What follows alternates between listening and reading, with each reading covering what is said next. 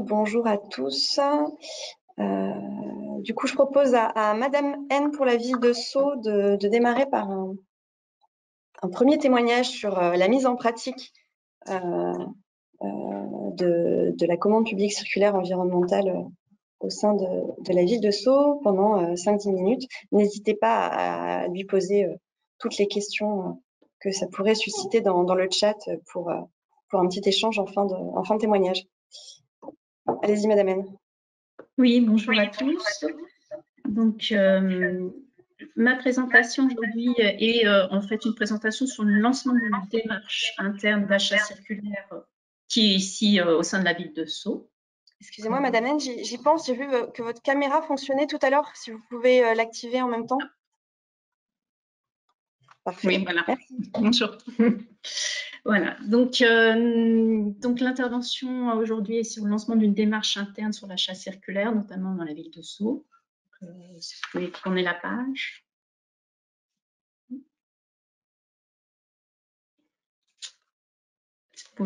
Ah.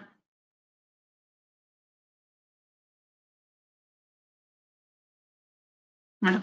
Donc, avant d'entrer plus dans une démarche, je voulais juste vous situer quand même la ville de Sceaux pour que, voilà, que chacun des membres puisse voir la dimension de cette ville. Alors, Sceaux est une ville des Hauts-de-Seine qui se trouve dans le sud de Paris. On fait partie du territoire de Vallée Sud Grand Paris et c'est une ville d'un petit peu moins de 20 000 habitants. Et au niveau de nos marchés, nous en avons 40 à 60 par an. Sur tout type de marché, services, fournitures, services que traite une mairie. Et notre service commande publique est composé de 3 personnes. Nous sommes 2 juristes et un acheteur qui vient du privé, qui a une expérience du privé et qui nous apporte donc son expertise achat dans notre processus d'achat. Et lié à la configuration de la ville qui est un peu moins de 20 000 habitants, nous avons cette chance, comme dit Nicolas Charel, de pouvoir passer surtout des procédures adaptées ou des procédures négociées. Donc, nos marchés sont négociés à 90%, ce qui nous permet aussi d'entrer pas mal dans le processus achat et de travailler avec tous les services en binôme dans la définition des besoins. Voilà. Donc, maintenant, si vous voulez changer de page. Donc, pourquoi ce témoignage aujourd'hui? C'est que voilà, le GIP Maximien m'a demandé d'intervenir parce qu'aujourd'hui, on est 23 participants, donc provenant de 13 services différents. Donc, en fait, des services avec qui nous collaborons toute l'année à acheter. Donc, je les remercie d'être bien présents. Et donc, le témoignage d'aujourd'hui, c'était comment mobilise-t-on autant de services, puisque c'est 90% de mes clients, entre guillemets, qui sont présents et qui écrit avec nous de manière en binôme nos cahiers des charges et avec qui on les accompagne lors de l'exécution. Donc, c'est donc l'étape 1 que nous avait présentée Louise hier, c'était tout d'abord quand on met en œuvre une méthode de démarche comme ça de transition écologique, c'est tout d'abord commencer par une mobilisation. Donc voilà, c'est en ça qu'on souhaite vous montrer comment nous, on a fait à la ville de Sceaux. Donc, en fait, vous allez voir, c'est les basiques. Hein, une étape de mobilisation commence déjà par un portage politique qui est très fort sur la transition écologique. Le maire de Sceaux, dès le démarrage de son mandat, a demandé à ses élus de se questionner sur la transition écologique. Et c'est son axe 2 de son mandat, c'est conduire pleinement une transition écologique. Et suite à leur réunion, ils ont défini des objectifs qu'ils veulent appliquer pour la ville de Sceaux. Et dans ce cadre-là, la Direction générale des services, notre DGS, a décidé aussi de porter ce portage politique de manière administrative en créant un pôle transition et développement durable avec un nouveau directeur et divers services qui existaient déjà, mais qui étaient réunis du coup dans un pôle, qui est le pôle donc, de la transition. Voilà. Donc le thème est un contexte politique qui est très fort sur la transition. Et c'est en cela que, voilà, on va passer à la page suivante.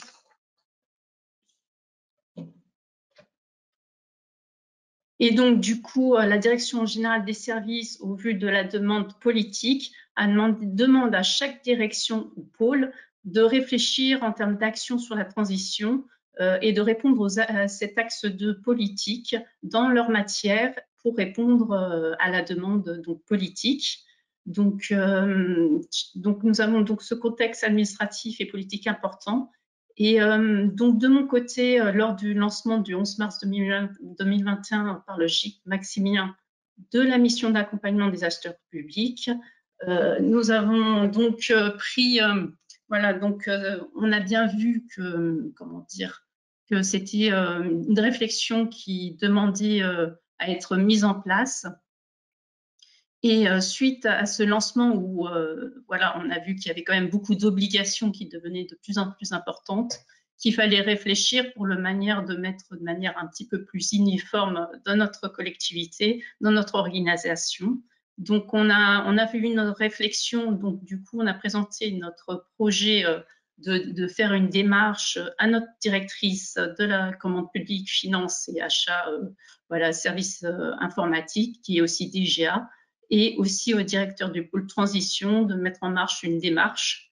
Et voilà, notre DGA a tout de suite compris l'intérêt et l'importance de la démarche, et elle a porté, elle, hiérarchiquement le projet en réunion de direction, où après, suite à sa présentation, les directeurs ont mobilisé leurs agents pour leur proposer notamment la formation que proposait le GIP Maximilien aujourd'hui, pour voilà, se sensibiliser et comprendre ce que c'est l'achat circulaire qui pour parfois est une nouvelle notion assez complexe. Donc, à travers tout ce processus, il y a une communication interne, nous, de la commande publique, pour encourager, mobiliser nos collègues et leur expliquer cette notion d'achat circulaire pour qu'ils voilà, s'inscrivent eux aussi spontanément. Maintenant, si vous voulez bien changer la page.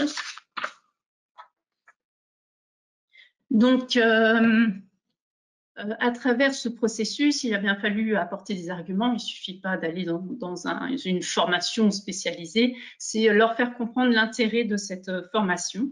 Donc, il y a l'aspect, comme on l'a vu depuis hier, un aspect très important au niveau législatif, c'est qu'on, voilà, moi j'ai utilisé mes termes juristes, qui est on passe de l'incitation à l'obligation.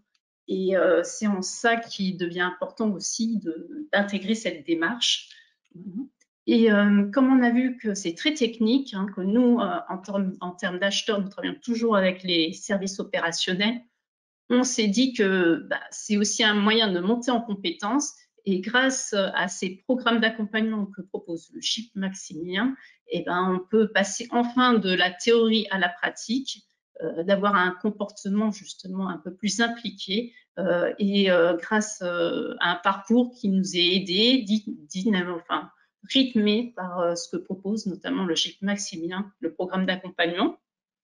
Et j'ai mis en avant aussi auprès de mes collègues que c'était le GIP Maximilien qui est un service public qui nous a apporté cette aide. Donc c'est quand même pour nous une puissance de frappe, dans la mesure où il y a quand même 370 membres, et on se dit que le réseau est important, que le GIP Maximilien peut faire le lien entre, voilà, entre les différents acheteurs pour nourrir une sorte de boîte à outils ou nous apporter des retours d'expérience. Et c'est en ça que j'ai trouvé très important de le mettre en avant auprès de mes collègues, qu'on est, voilà, qu'on est aidé, et que comme nous passons quand même, que c'est le bon moment justement de démarrer cette démarche, parce que évidemment, on n'est pas encore contraint de manière poussée à le faire, mais que pour autant, c'est une possibilité d'y aller tranquillement, mais sûrement, voilà, dans ces démarches-là. Et c'est le bon moment d'y aller.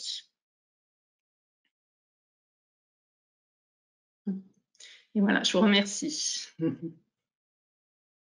Merci à vous, Madame N, pour ce témoignage qui fait vraiment bien la transition avec les précédentes interventions de François Curran et Nicolas Charel.